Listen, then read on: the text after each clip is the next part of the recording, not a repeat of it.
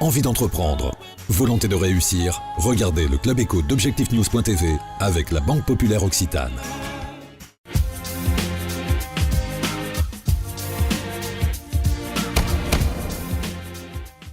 Bonsoir à tous, bienvenue dans le Club Éco d'Objectifnews.tv. Nous recevons ce soir Didier Gardinal. Bonsoir, vous êtes le président de la Chambre régionale de commerce et d'industrie. Merci d'avoir répondu à notre invitation. Alors, est-ce que c'est toujours la cacophonie au niveau de cette réforme des CCI ? Alors, cacophonie, le terme est un peu fort, mais avant, je voudrais quand même vous souhaiter, je veux vous dire que je suis très honoré de participer à cette réunion pour le baptême du lancement de votre chaîne, et donc je vous souhaite une longue vie. Alors, la cacophonie, c'est un peu fort, mais effectivement, ce que je peux vous dire aujourd'hui, c'est que le projet de réforme tel qu'il avait été adopté par les présidents lors de notre Assemblée Générale est aujourd'hui un peu en panne.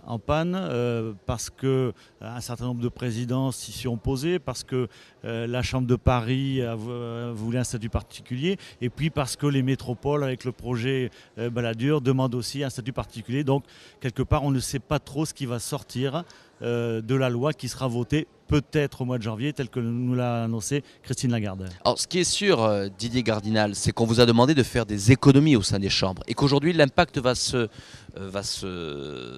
retrouver, en tout cas, dès l'année à venir, dès 2010. Pour faire des économies, on nous a demandé des économies. Nous sommes la structure à qui le gouvernement a demandé, ou plus exactement a imposé le plus d'économies, puisque dans le projet de loi de finances qui est en train d'être discuté au Sénat, il est prévu une baisse de 5% de notre fiscalité, 5% par an pendant 3 ans, et on démarre l'année prochaine. Alors Didier Gardinal, ça va se répercuter comment ? Réduction d'effectifs dans les chambres. Est-ce que ce n'est pas une situation paradoxale à un moment où on est dans la crise économique, où les entreprises certainement ont besoin d'appui, de soutien, et on demande à la fois aux chambres de commerce de réduire la voilure ? Alors il y a effectivement deux paradoxes. Le premier, on nous demande de mettre en place une réforme importante, très importante, et on nous enlève des moyens de financer cette réforme. Parce que vous savez très bien que lorsqu'on réforme, lorsqu'on fusionne, lorsqu'on met en place des révolutions, une révolution, on a besoin de financement. Les économies, on les fera après avoir réorganisé nos structures. Le deuxième paradoxe, effectivement, c'est que, et on le constate dans les périodes de crise, nos ressortissants, les chefs d'entreprise, ont besoin de plus en plus de services, ont besoin de proximité, et on nous enlève les moyens, demain, d'apporter ce service qu'attendent nos chefs d'entreprise. Vous n'avez pas peur, Didier Gardinal, que dans cette réforme, finalement, on renforce, qu'il y ait un déséquilibre, qu'on renforce de façon très supérieure la position des métropoles et de Toulouse, et que l'on enlève justement tout un tas de puissance et de force sur les chambres départementales, sur les autres chambres de commerce. Est-ce qu'il n'y a pas un risque de déséquilibre territorial ? Alors, bien entendu, on ne l'a jamais fait. On ne peut pas ignorer la puissance, la force d'une métropole, la capacité de financement d'une métropole. La majorité des entreprises sont situées dans les métropoles, mais la région, c'est 8 départements, et il y a des départements qui ont des spécificités, qui ont des savoir-faire, et il va bien entendu falloir tenir compte de tout ça, travailler en bonne intelligence avec la métropole et sa puissance, mais mettre peut-être, si les présidents sont d'accord, la puissance d'une métropole au service de l'ensemble du territoire. Alors Didier Gardinal, c'est ce que vous dites, vous n'êtes pas contre Toulouse, mais vous n'êtes pas pour que du tout Toulouse. Absolument. C'est votre formule. Ça, c'est mon leitmotiv.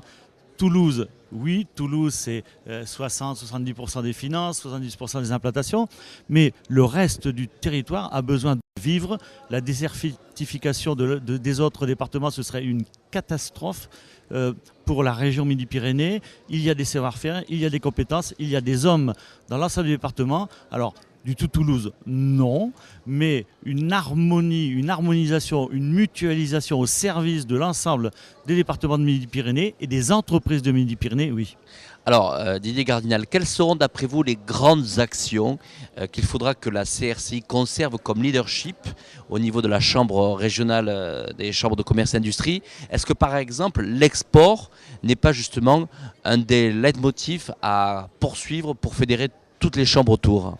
Alors vous prenez l'exemple, effectivement, qui est une référence non seulement au niveau des chambres, mais aussi au niveau des organismes comme le Conseil régional, comme MPE, avec qui nous travaillons. L'export est un exemple réussi de la parfaite mutualisation en Midi-Pyrénées d'un service extrêmement important que nous rendons à nos entreprises. Alain Di Crescenzo, qui est président de Destination Internationale et que je félicite pour cette réussite, avec l'ensemble des chambres des départements, a réussi à faire de Destination Internationale un organe de référence dans l'export. Les chefs d'entreprise, les primo-exportateurs sont très satisfaits des services qui leur sont rendus par cette organisation, une organisation qui mutualise effectivement l'ensemble des chambres de Midi-Pyrénées. Didier Gardinal, juste un mot sur la réforme en cours de la suppression de la taxe professionnelle. Quel est votre regard ? Alors, mon regard, c'est oui, comme beaucoup, nous étions pour la suppression de la taxe professionnelle. Comme le disent les élus locaux, territoriaux, un peu de temps, une meilleure préparation aurait été bien utile pour éviter effectivement cette cacophonie ambiante. Merci Didier Gardinal d'avoir répondu à notre invitation. Merci à vous.